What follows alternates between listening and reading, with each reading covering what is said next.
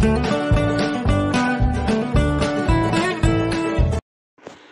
all. So in the previous video about the competitive exams, I have said that we'll be discussing about these topics in one by one.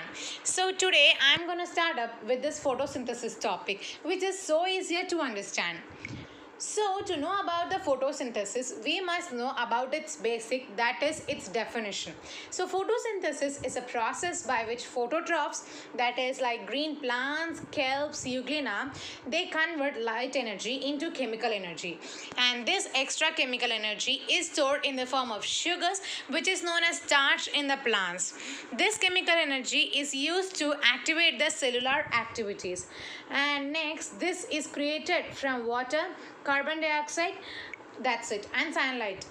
This definition states that the process exclusively takes place in the chloroplast and with the help of few photosynthetic pigments. It is here to mention that it's about photosynthetic pigments, and those are nothing but chlorophyll A, B, carotene, and xanthophyll. Okay, so here about photosynthesis we'll be discussing. So we must know what are all required and what are all given by this process. So here as the image shows, sunlight is taken by the plant.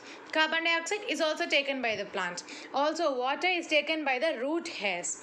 Next, this gives out oxygen and one more product which we'll be seeing in the chemical equation for photosynthesis. So here we have the photosynthesis equation. As I shown in the previous image, carbon dioxide is taken, water and also sunlight is taken by the plant for this process.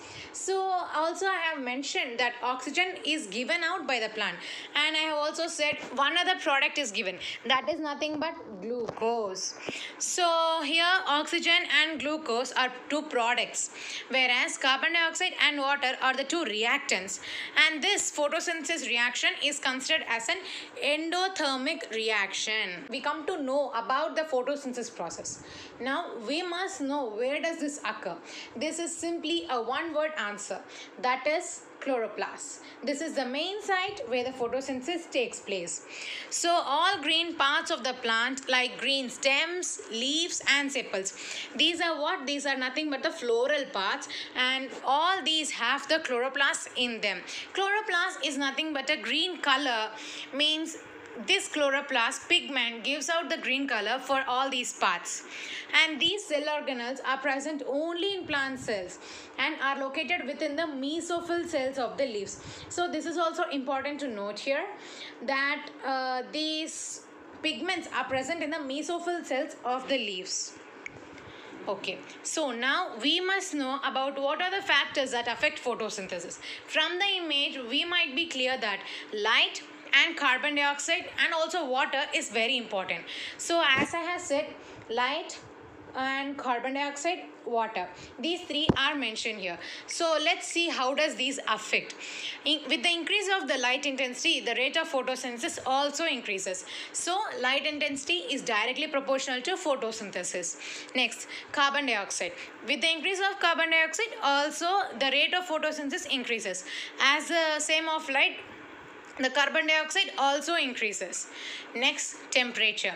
So this has a minimum temperature, that is the photosynthesis process has a minimum temperature to occur, that is nothing but 25 degree to 35 degrees Celsius.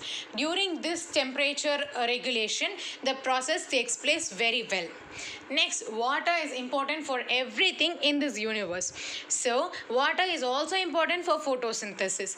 While the scarcity of water, this cannot take place very well. Next, pollution. This is a somewhat new factor which we are hearing now. So let's see about it. Industrial pollutants and other particulates may settle on the leaf surface. This can block the pores of stomata, which makes it difficult to take in carbon dioxide. As we all know that the carbon dioxide is taken by the stomatal pores, these pollution or the pollutants remain on the surface of the leaf, which blocks the stomata. So if the stomata is blocked, what happens? CO2 cannot be taken. So without CO2 we cannot do this process successfully. So of course pollution affects the photosynthesis process so badly. And next, about the photosynthetic pigment, also we have seen in the few previous pages. So there are four different and important pigments present in the leaves.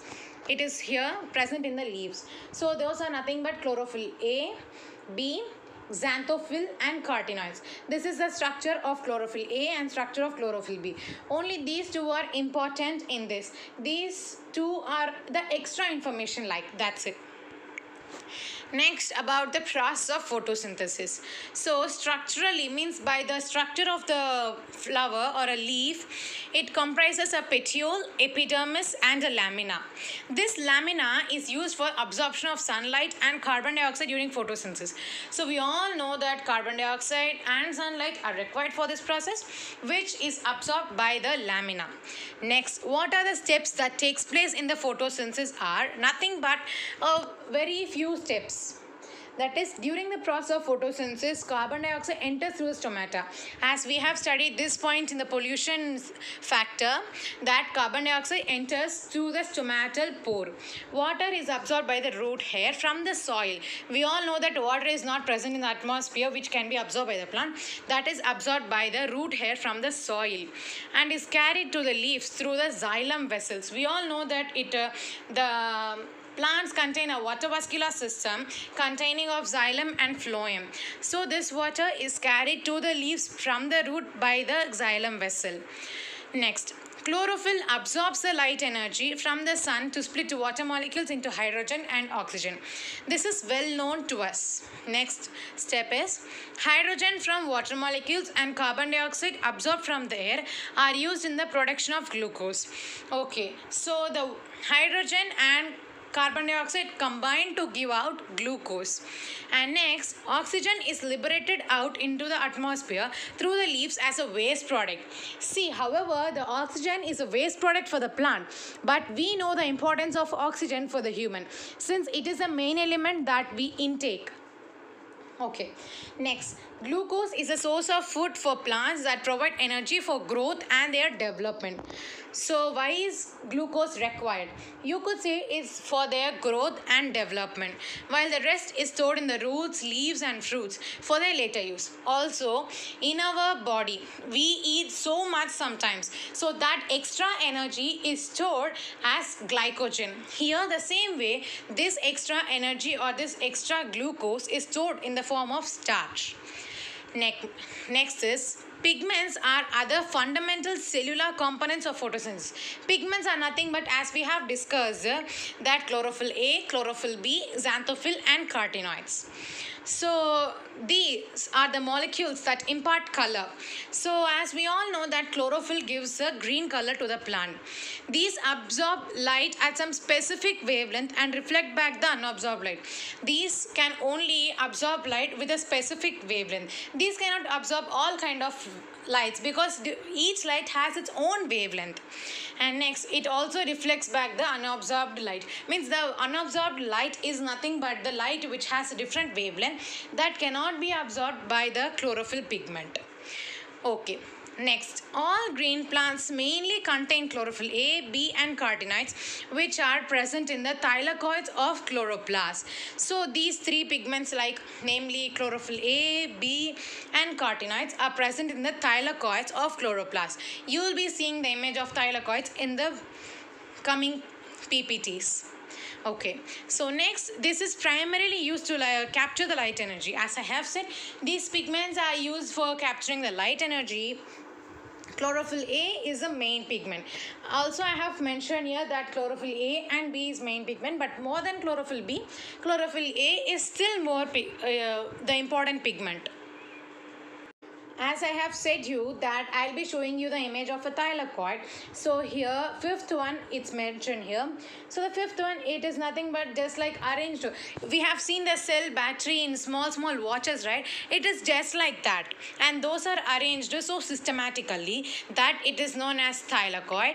And the first one is nothing but the inner membrane.